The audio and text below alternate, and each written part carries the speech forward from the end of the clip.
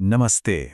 कभी सोचा है कि हमारे चारों ओर की हर चीज, ये हवा, ये पानी, यहाँ तक कि हम खुद, आखिर किन बुनियादी चीजों से बनी है? चलिए आज इसी बड़ी सी पहेली को सुलझाते हैं और अपनी दुनिया को उसके सबसे छोटे, सबसे असली हिस्सों में तोड़कर देखते हैं। और हमारी इस पड़ताल का आधार ये सोर्स मटेरियल है, जो हमें विज्ञान के दो सबसे जरूरी आइडियाज से मिलवाता है। एक तो है तत्व यानी कि एलिमेंट्स, जो कुदरत के सबसे शुद्ध रूप हैं, और दूसरा है मिश्रण यानी मिक्सचर, जो तब बनता है जब ये तत्व आपस में मिलते हैं। तो आज का हमारा सफर कुछ ऐसा रहेगा। सबसे पहले हम जानेंगे कि ये एलिमेंट्स आखिर हैं क्या। फिर देखेंगे कि ये मिलकर मिक्सचर कैसे बनाते हैं। उसके बाद सॉल्यूशन नाम के एक खास तरह के मिक्सचर की दुनिया में गोता लगाएंगे, मिक्सचर्स के कुछ कमाल के गुण देखेंगे और आखिर में ये पता लगाना सीखेंगे कि कोई शरबत कितना मीठा है, वो भी एकदम साइंटिफिक तरीके से। तो चलिए शुरू करते हैं बिल्कुल बेसिक से। हमारी कहानी के हीरो हैं ये बिल्डिंग ब्लॉक्स यानी तत्व, जिनसे मिलकर ये पूरा ब्रह्मांड बना है। तो ये तत्व या एलिमेंट आखिर है क्या? इसे ऐसे समझिए कि ये कुदरत का सबसे छोटा लेगो ब्रिक है। एक ऐसा शुद्ध पदार्थ जिसे आप किसी भी केमिकल तरीके से और छोटे टुकड़ों में नहीं तोड़ सकते। ये अपने आप में पूरा है, सबसे बुनियादी। और अब तक हम ऐसे 118 अलग-अलग लेगो ब्रिक्स को जानते हैं, जिनसे ही सब कुछ बना है। अब मजे की बात यह है कि इन 118 बिल्डिंग ब्लॉक्स को हम मोटे तौर पर 3 परिवारों में बांट सकते हैं, उनके बर्ताव के हिसाब से। मेटल्स यानी धातु, नॉन मेटल्स यानी अधातु, और मेटलॉइड्स यानी उपधातु, जिनमें दोनों के गुण होते हैं। और इन दो परिवारों में जमीन आसमान का फर्क है। एक तरफ हैं धातुएं जैसे लोहा या तांबा, ये गर्मी और बिजली के बेहतरीन दोस्त हैं, मतलब अच्छे कंडक्टर हैं और अपने इलेक्ट्रॉन आसानी से दे लेते हैं। वहीं दूसरी तरफ हैं अधातुएं जैसे ऑक्सीजन या सल्फर, ये बिजली को गुजरने नहीं देती और इलेक्ट्रॉन लेने में यकीन रखती हैं। मतलब दोनों एक दूसरे से एकदम उल्टे हैं। तो हमने एलिमेंट्स के बारे में तो जान लिया। अब देखते हैं कि जब हम इन्हें आपस में मिलाते हैं तो क्या मजेदार होता है। देखिए, जब दो या दो से ज्यादा चीजें बिना किसी केमिकल रिएक्शन के सिर्फ फिजिकली एक साथ आ जाएं, तो वो एक मिक्सचर बनाती हैं।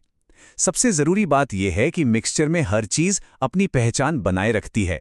सोचिए, आपने रेत और कंकड़ मिला दिए। आप अब भी रेत के दाने और कंकड़ को अलग-अलग देख सकते हैं ना? बस यही तो मिक्सचर है। लेकिन कुछ मिक्सचर इतने कमाल के होते हैं कि उनमें चीजें इस तरह घुल मिल जाती हैं कि आप उन्हें अलग-अलग देख ही नहीं सकते। इन्हें हम कहते हैं सॉल्यूशन या विलयन। ये एक होमोजीनियस मिक्सचर है। इसका सबसे बढ़िया उदाहरण है पानी में नमक। एक बार घुल गया तो नमक जैसे गायब ही हो जाता है ना? चलिए अब इन सॉल्यूशंस की साफ सुथरे और दिलचस्प दुनिया में थोड़ा और गहरा उतरते हैं। हर सॉल्यूशन के आप कह सकते हैं 2 हीरो होते हैं। जो चीज घुलती है उसे कहते हैं सॉल्यूट यानी विलेय, और जो उसे अपने अंदर घोलता है वो कहलाता है सॉल्वेंट यानी विलायक। तो अगर हम पानी में नमक घोल रहे हैं तो नमक हुआ सॉल्यूट और पानी हुआ सॉल्वेंट। सिंपल। अच्छा, जरा सोचिए कि आप चाय में चीनी घोल रहे हैं। 1 चम्मच डाली, घुल गई। दूसरी डाली, वो भी घुल गई। जब तक और चीनी घुलने की गुंजाइश है तब तक आपकी चाय अनसैचुरेटेड है।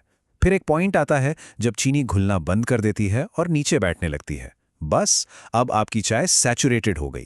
और एक जादू वाली स्टेज भी है, सुपर सैचुरेटेड, जब आप किसी तरह गर्म करके और ज्यादा चीनी घोल दें, जो ठंडा होने पर बहुत अनस्टेबल हो जाती है। और सॉल्यूशन सिर्फ लिक्विड तक ही सीमित नहीं है। जी नहीं, हम जिस हवा में सांस लेते हैं वो असल में गैस का सॉल्यूशन है। सर्दियों का कोहरा गैस में लिक्विड का सॉल्यूशन है। और पीतल जैसी मजबूत चीजें, वो तो ठोस में ठोस का सॉल्यूशन है। कमाल है ना? तो हमने देखा कि सॉल्यूशंस कितने यूनिफॉर्म और एक जैसे होते हैं, पर क्या सारे मिक्सचर ऐसे ही होते हैं? बिल्कुल नहीं। कुछ मिक्सचर में कण थोड़े बड़े होते हैं और यहीं से हमें कुछ बहुत ही अनोखे और देखने लायक गुण मिलते हैं। इन्हें हम कहते हैं कोलॉइड्स, जैसे कि दूध या कोहरा।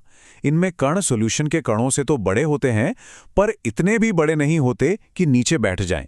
वो बस बीच में तैरते रहते हैं और इसी वजह से ये कुछ बहुत ही दिलचस्प हरकतें करते हैं। इनमें से पहली हरकत है ब्राउनी गति। ये कोलाइड के कणों की लगातार टेढ़ी मेढ़ी जिगजैग मूवमेंट है। ऐसा इसलिए होता है क्योंकि सॉल्वेंट के छोटे छोटे मॉलिक्यूल्स जो हमें दिखते नहीं, वो लगातार इन बड़े कणों से टकराते रहते हैं और उन्हें इधर-उधर धकेलते रहते हैं। ये एक कभी न खत्म होने वाला रैंडम डांस है। यहाँ जो ये टेढ़ा मेढ़ा रास्ता दिख रहा है, ये एक कण की कहानी है। हर मोड़, हर घुमाव एक अनदेखे मॉलिक्यूल से हुई टक्कर का नतीजा है। ये हमें दिखाता है कि मॉलिक्यूलर लेवल पर दुनिया में कितनी हलचल है। दूसरा दिलचस्प गुण है टिंडल प्रभाव। ये तब होता है जब कोलाइड के कण अपने से गुजरने वाली लाइट की किरण को बिखेर देते हैं, और ऐसा करने से हमें वो पूरी लाइट की बीम, उसका रास्ता साफ साफ दिखाई देने लगता है। अरे ये तो हम सबने देखा है, कई बार देखा है।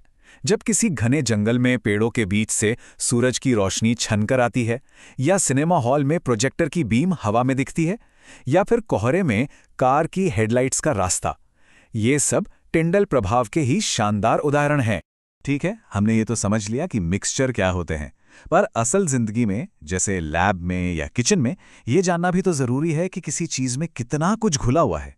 और बस यहीं पर एंट्री होती है कॉन्सेंट्रेशन की, यानी सांद्रता की। अब कॉन्सेंट्रेशन को नापने का एक बहुत ही सटीक और कॉमन तरीका है मोलैरिटी। अच्छा, मोल शब्द सुनकर घबराना बिल्कुल नहीं है। यह बस गिनने की एक यूनिट है। जैसे एक दर्जन का मतलब 12 होता है, वैसे ही केमिस्ट के लिए मोल बहुत सारे एटम्स या मॉलिक्यूल्स को गिनने का एक पैकेट है। तो मोलैरिटी बस ये बताती है कि 1 लीटर सोल्यूशन में सल्यूट के कितने पैकेट घुले हुए हैं।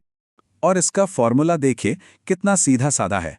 मोलैरिटी निकालने के लिए बस सोल्यूट के मोल्स को सॉल्यूशन के टोटल वॉल्यूम से, जो कि लीटर्स में होना चाहिए, डिवाइड कर देना है।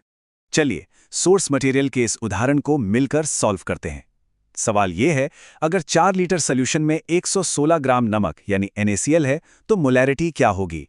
पहला कदम, हमें ग्राम को मोल में बदलना होगा।